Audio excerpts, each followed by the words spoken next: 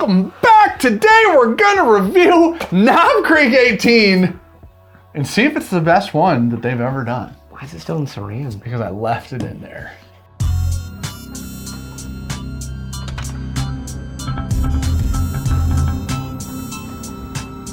So this is, okay, now that we're back in the video, this is the trickiest box anybody's ever seen. It's actually a secret. I'm gonna just uncover it for you now. You take this, you pull it up. How's that a secret? Normally there's this little chunk of wood in here that holds it in safely. I took that out. We don't need that where we're going. This box, don't need that either, because that's not even going. So why'd you put it back in the box? For display purposes. Now you're just gonna ruin everyone's eardrums. I'm gonna cut this entire part out. Cut this, people like the ASMR.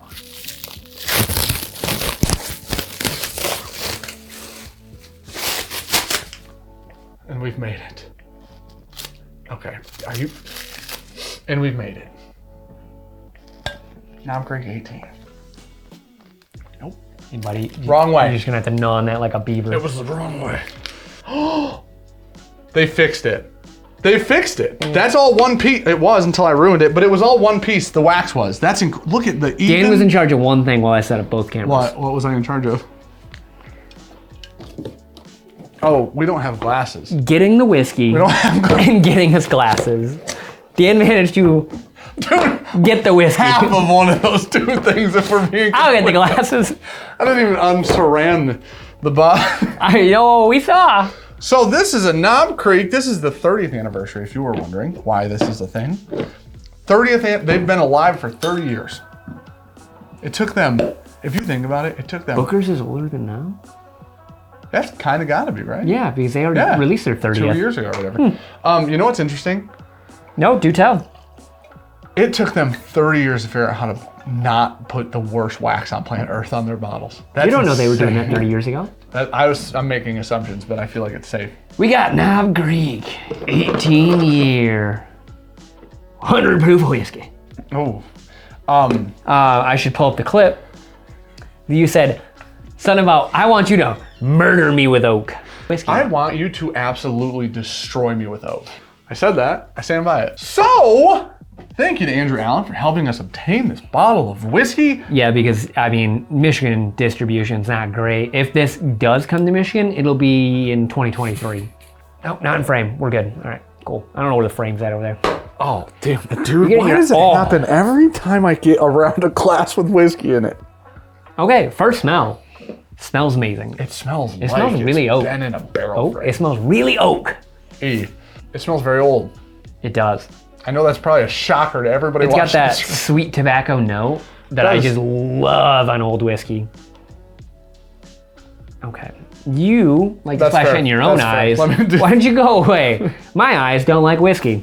Give the SJ, because it's just been cracked. I got these mediocre SJ glasses. Our own Glenn's restocked on bourbonjunk.com/shop. Oh, I get little green apple. I'm so surprised by the nose. I can't get over how surprised I am by the nose.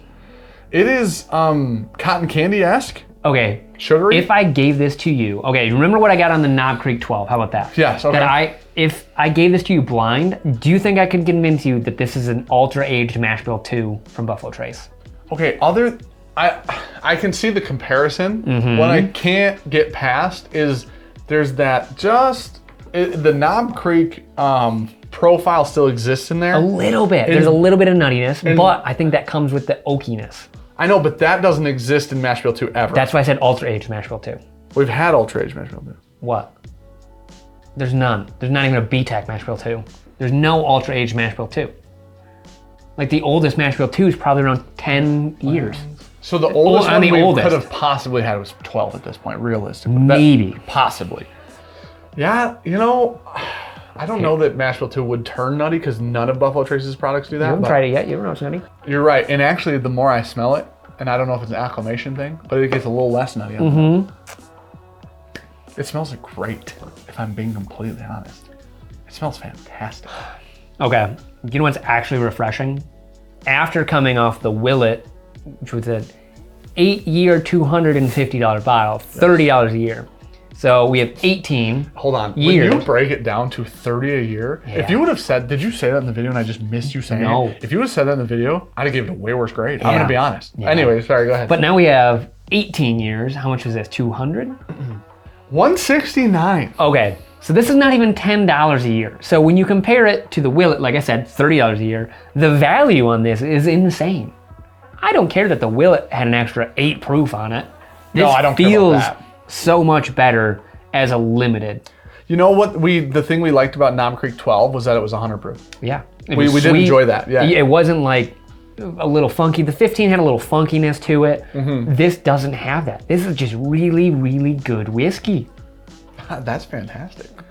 For us not even being Jim Beam big fans, that's really good. It's sweet. It's the oak is nice. It's effervescent. I'm going to stand by that. It's got a little tingle to it. Yeah, that's what I'm saying. That's crazy.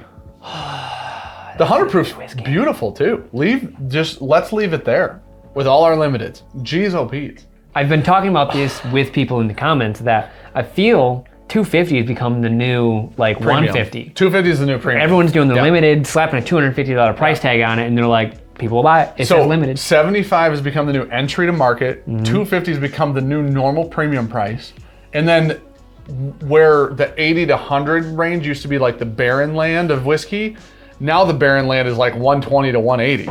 Like everything bumped like 60, 70 bucks. Like, it's insane. Let me give some real notes here. There isn't realistically on the nose, swear to God. The Knob Creek profile does exist there. Now it's not overwhelming though. It's that's the nice part. It's gentle. With 15 it was overwhelming. Yeah. This was the problem is it was waxy and nutty and those were the forward notes on the 15. See, I get like green apple skin. I get that honey peanut butter note that is like the Knob Creek profile. I get the sweet tobacco, the nice oak influence. This feels like a very, very well-aged product. This is the first time that I've gotten the sweet tobacco that you talk about so often and like fully comprehended it. Yeah, because I get that. It's such a prevalent note, and I love that in a good aged whiskey. This is fantastic all around. The proof, I like the proof a lot. Now I know I'm not people even are mad with the price. I know people are going to complain that the price is high for the proof to be 100. That would be the complaint. Not even $10 a year. The more expensive it gets, whiskey, I'm going to say like a whiskey nerd wants more proof, right? Yeah. You don't want to pay. You might not want that. $400 for 90 proof generally. Yeah. Now there are maybe exceptions to whatever rule, but this scenario, I don't want this at I don't want this at 120. Like I'm just not interested. This is great right here. You know what we just got a bag of the other day? Cotton candy grapes. This smells like cotton candy. You know what I get a little bit on this? Cotton candy grape. Oh, I don't know if that is just in the zeitgeist for me because I just had them the other night, but I get a little hint of that. You know what? The grape, oh dude, the grape. No, the grape comes through on the back of the palate. This whiskey's freaking phenomenal. This whiskey's beautiful. This is incredible. This is one of the better Jim Beam products I've ever had, ever. Outside of Parker's. I'm gonna remove Parker's from that statement. I would be willing to say though, if they put this out as a Parker's and it was like 130, 150, because that's what Parker's are supposed to be. 100%. This is a $150 Parker's. I don't think people would complain. I would say nobody would say this is their favorite Parker's ever, probably, but I don't think people complain about it. This is an incredibly good bottle of whiskey from Knob Creek. That's wild. I literally only have positive things to say about this. Yeah, the viscosity is great. Finish is nice. For 100 proof Finish isn't incredible, but the finish is nice, like the length of it. But think about when you drink like a Rhetoric.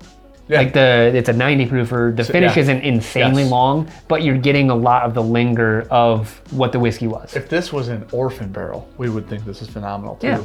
And that's saying quite a bit actually, because the good orphan barrels are really good. I think this actually fits. Yeah, it's viscous as hell. It is even in your mouth. You know, even when it's in. The tobacco just really complements the nuttiness on this, and I feel like I can taste the nuttiness coming up in the mid palate, kind of rolling into the finish, and it just rides with the tobacco, and it's just. This is a great whiskey. It is. I'm sorry, I've said it 1,000 times. It is. This is a definite buy at the 150 to 180 price range. Cool, we nailed it. This is better than all the other Knob Creek Limiteds. It's just an A for me. Yeah, A+. I like the 12 a lot. 15 I still liked, didn't think was just great. This is by far the best. That's celebration whiskey. Even at $175 or whatever, if you see it, I still think it's worth every penny. That's fantastic. I think this is the first bottle of Knob Creek I've ever had that was a celebration whiskey, for me, personally. I think this crushes the 2001, it crushes the 15, it crushes the 25th anniversary. Yeah. I think this is celebration whiskey, I do. I think, and it's in that price range, and I think if you find it and you're okay with spending that money on that bottle, I'm in. That's a good bottle of whiskey. Thank you, Knob Creek and Jim Beam, for finally freaking delivering this year. Does it feel like this year has been a nightmare? It's refreshing to honestly get something that is that expensive and not feel completely and not ripped complain off. about it. Like, and maybe that's part of why it's so good. Who knows? But it is like, this year has just been a freaking disappointment after disappointment after. Holy shit, it costs that much and it tastes like that. Let's slap limited on it and call it $200. This is good though. Thank you for making something. Apparently this year we've turned bitter. No, this year's been shit. It's not us. We just turned real bitter. Us. No, it's not us. Oh my goodness. No, I read a comment the other day. Speaking of the rolling credits. Speaking of patrons, I read a comment the other day that said the little book is actually good. It's just overpriced. Yeah. They said it was like $80 would be good. Yeah. Yeah, I read that. I think it's like $150 or something. $129. Which means I'm still not buying it if it's that much money. It's 4 and 5 year whiskey for $120. Did I tell you what the most upsetting news of the whole whiskey year was? Did I tell you how much High West Burr Rye costs now retail? Distillery only, mind you, because they changed it. It's got to be like 90 then, right? If you want to just keep shoving that 120 into a garbage, you're really close. I think it's like 120 to 130 MSRP now. It was 80 before. That's not even old whiskey. No, well, it used to be really old. Used to be. Yeah. But it's 120, distillery only. It was great. Just smell that again. It's just great. It's just nice. There's nothing wrong. There's literally nothing wrong with it. Cheers. It's nice to have a nothing wrong with it whiskey every once in a while. You know? This is a good sharing with your friends whiskey. Oh my God, everything's still recording. No way, I don't believe that at all.